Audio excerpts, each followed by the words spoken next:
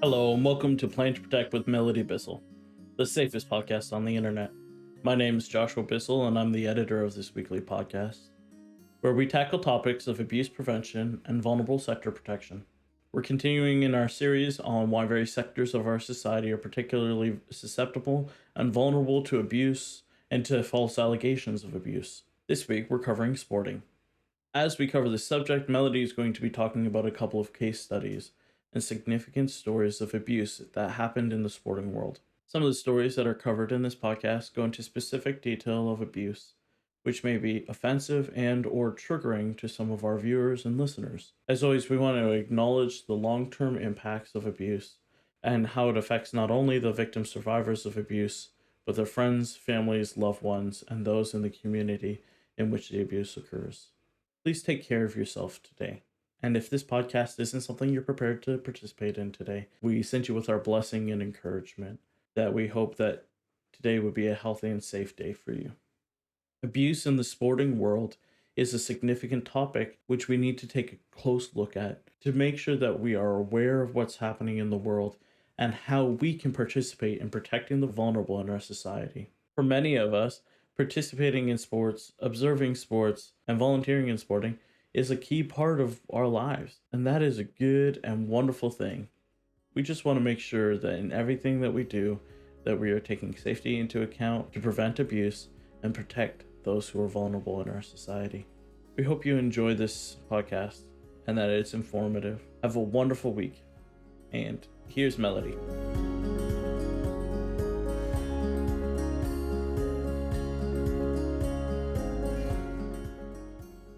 Josh. Yes, we are spending time this month talking about the prevalence of child abuse within different segments of our society.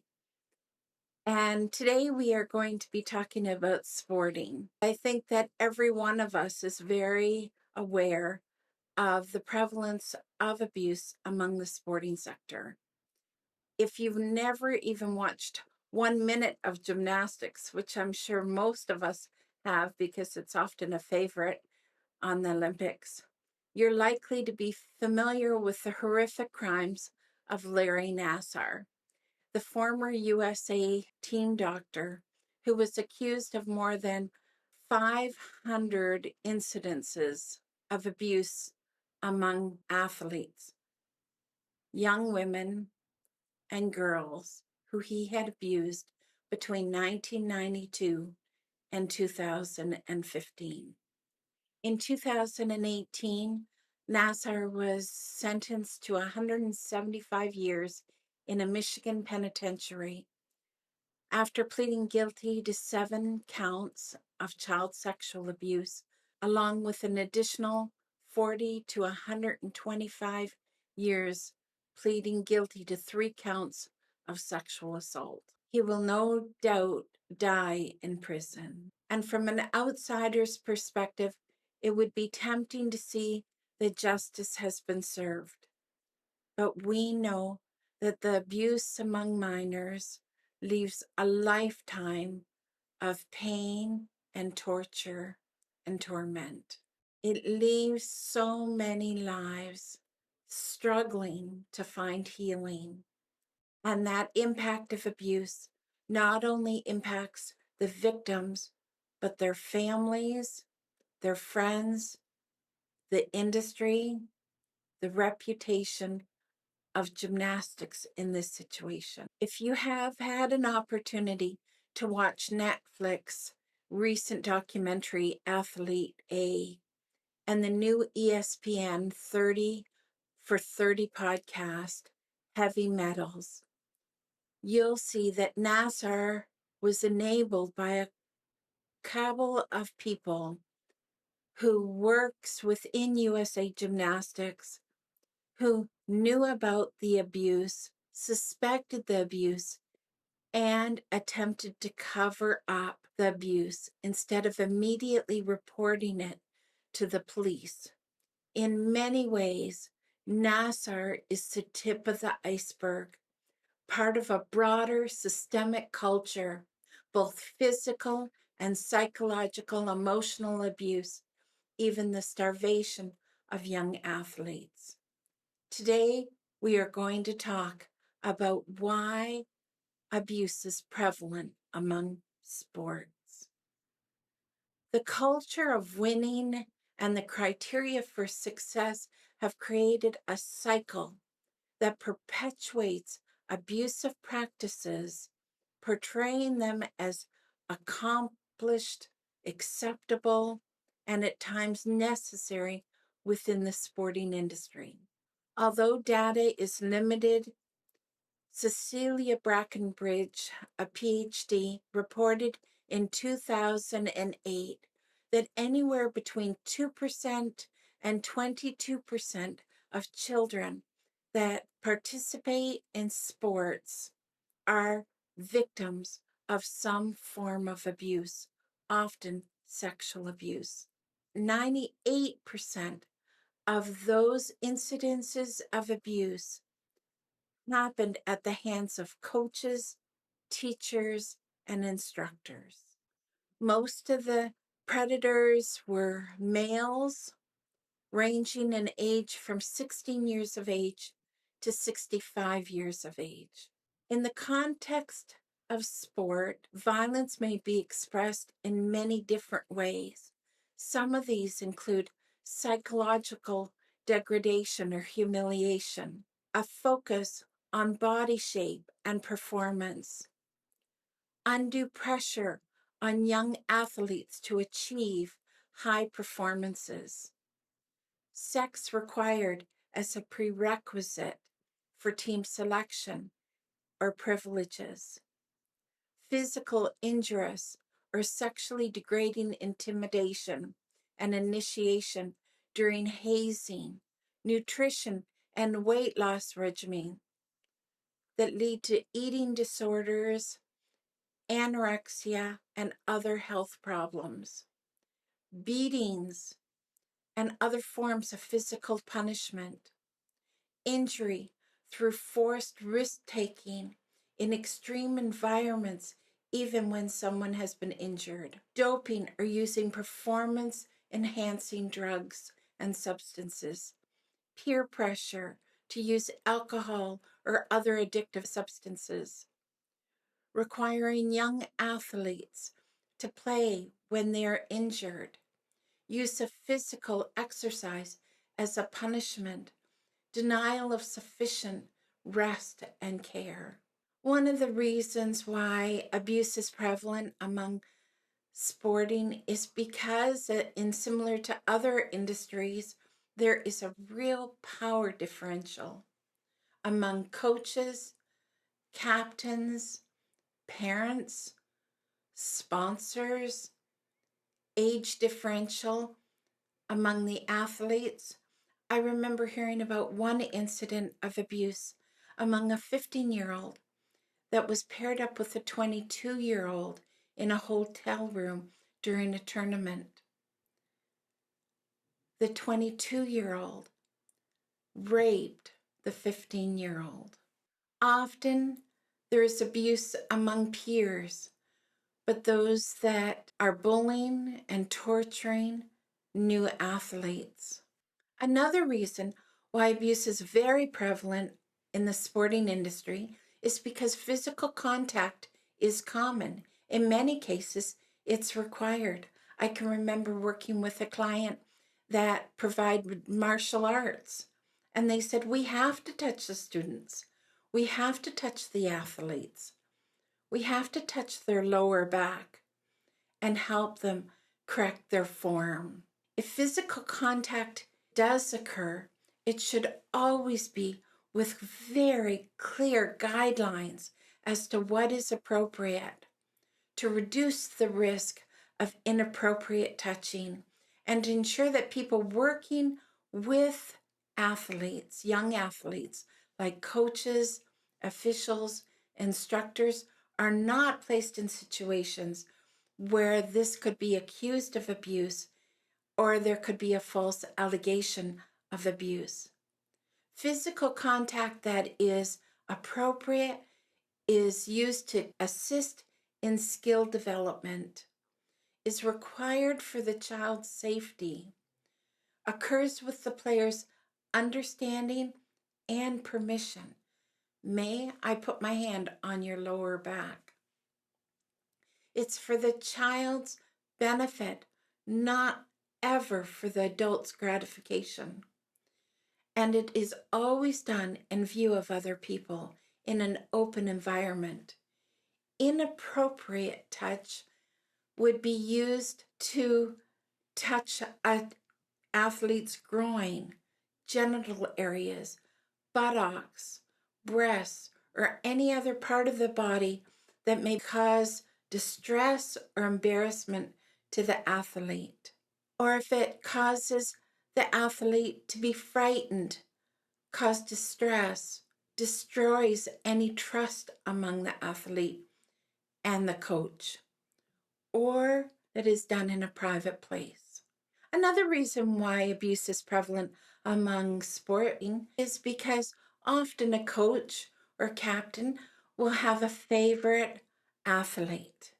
It's not uncommon where the coach shows preferential treatment towards an athlete, and sometimes the parents to gain favor and trust. I can remember reading about coaches that abused their athletes and said, "You're my favorite player. You're my favorite athlete. I want you to drive with me. I want you to share the hotel with me." Another reason why abuse is prevalent among sporting is because of the use of change rooms and shower rooms. We read about this with the Penn State abuse, where the coach would go into the shower rooms, undress with the students, and horseplay with the students when they were naked in the shower room and change rooms. That was part of the grooming technique of Sandusky in the Penn State abuse. There's a real focus on body within sporting. For instance, there's a lot of focus on looks and weight, whether or not you have the right body type, which results in success. This has created practices in the sporting industry, practices such as weighing daily, promoting harmful body practices and expectations, holding back food and good nutrition so that they stay within a certain weight category. This has promoted eating disorders among very young athletes. There's also this idea of what's good for the team, winning at all costs, covering up abuse because it'll impact the opportunity to win and get into the finals. I was recently talking to a friend who her daughter is in sports, and she said, "Melodie, I grew up in the sport. I love the sport." So often when we love a sport, we can't imagine that anything bad could happen within that sport. And we let down our guard because we trust those that are investing in the sports, the coaches, the assistants, the instructors. "I completely trust the coaches," said the mother to me. When we think about Nassar with gymnastics, there's an element within sporting which doesn't happen in so many other types of industry, where there is a need for on-site medical care and physiotherapy.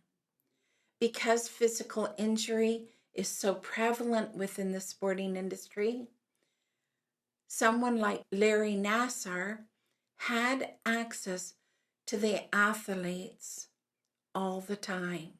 Nassar first got involved in gymnastics as a volunteer.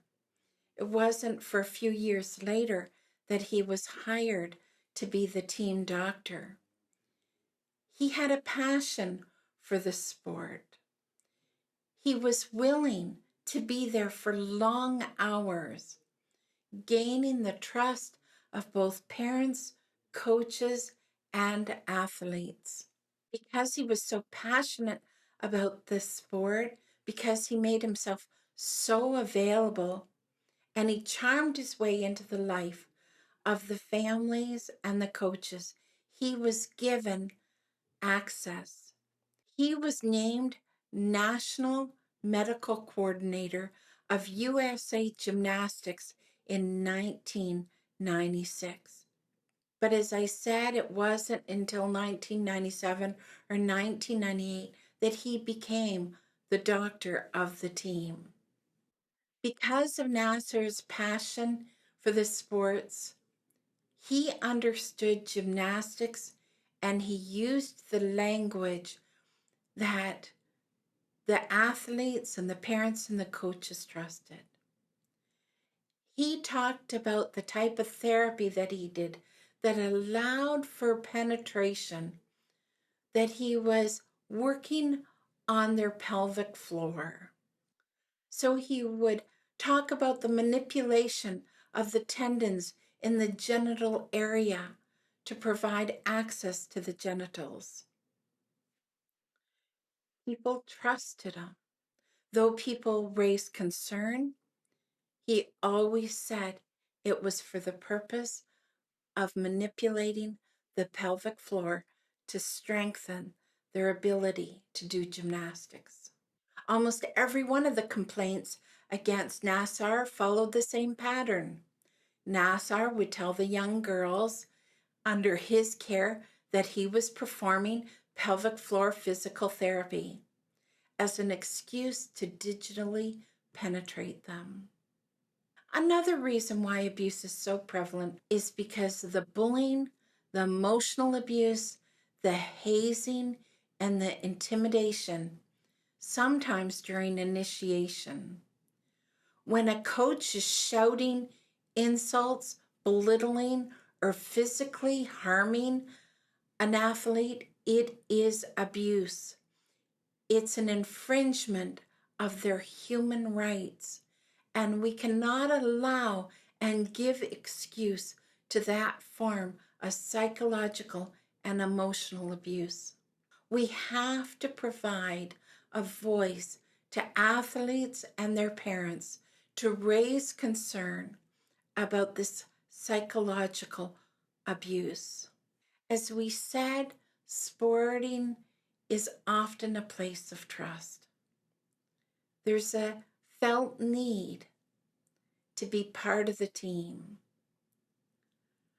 We love our coaches.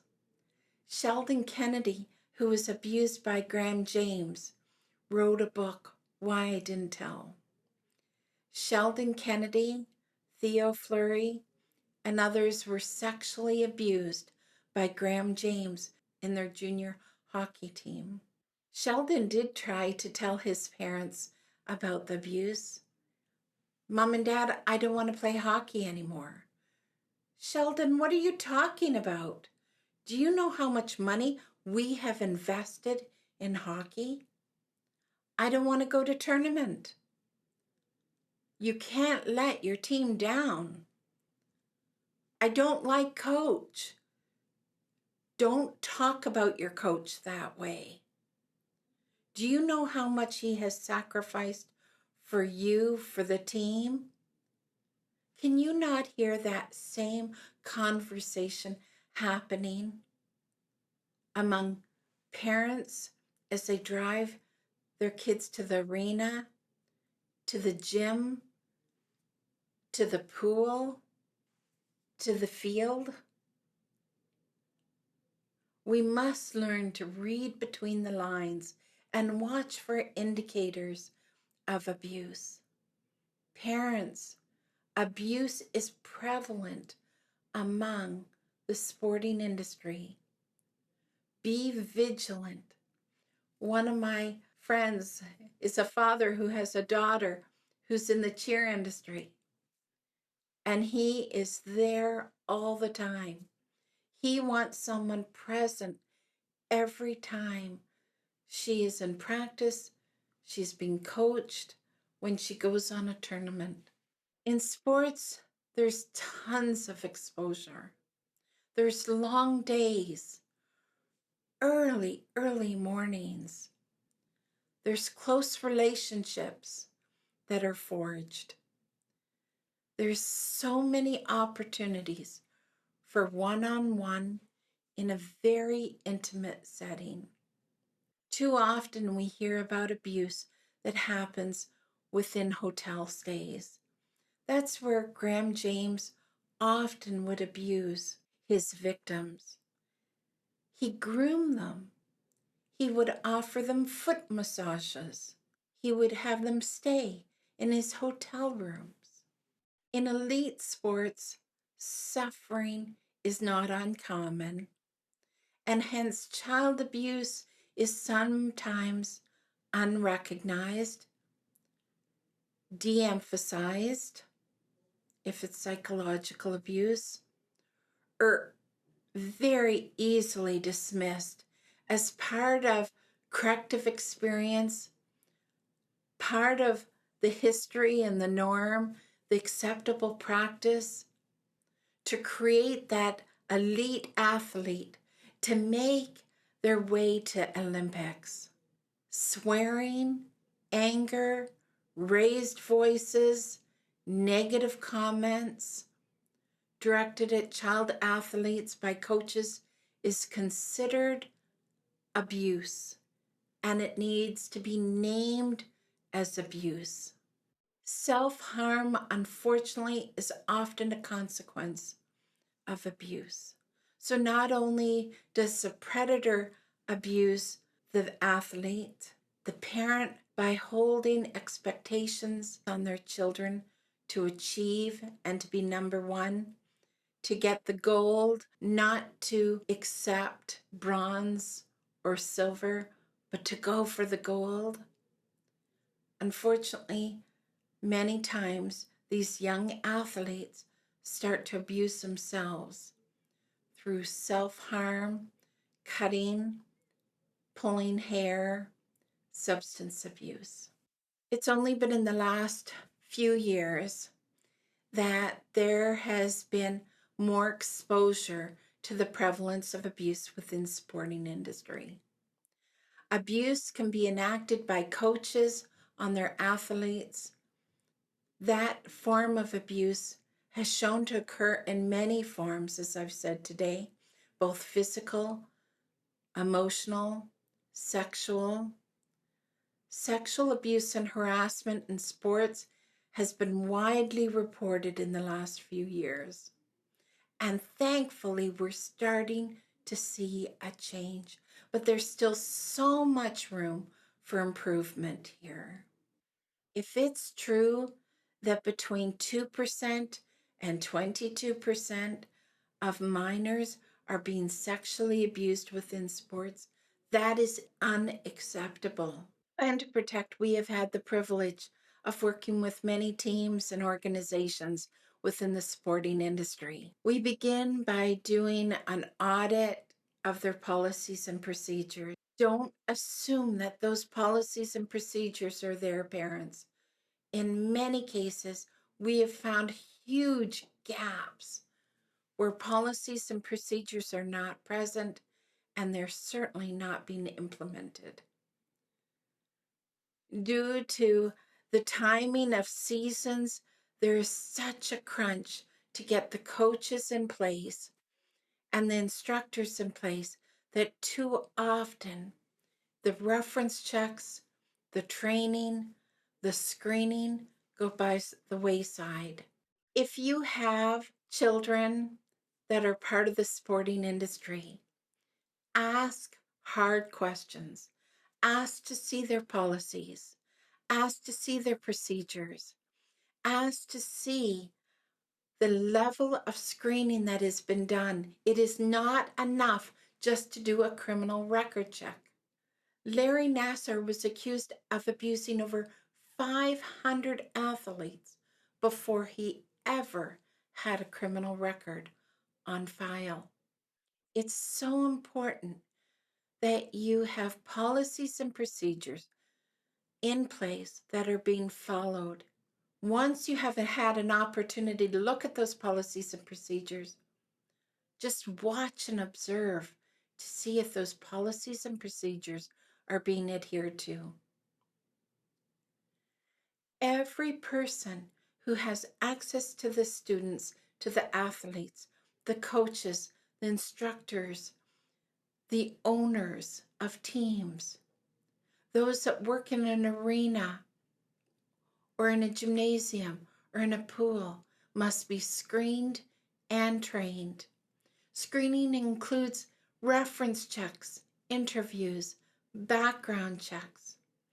Training should be annual, initial orientation training on abuse prevention and annual refresher training. Part of the procedures should ensure that no one is ever left alone with a minor. There should be a code of conduct that everyone is required to sign. Not only the young athletes, they should be very aware of the code of conduct, not only for themselves, but also for their coaches, the medical team, the physiotherapists, the instructors. Every one of those leaders should sign a code of conduct. You also need whistleblower policies and zero tolerance of abuse.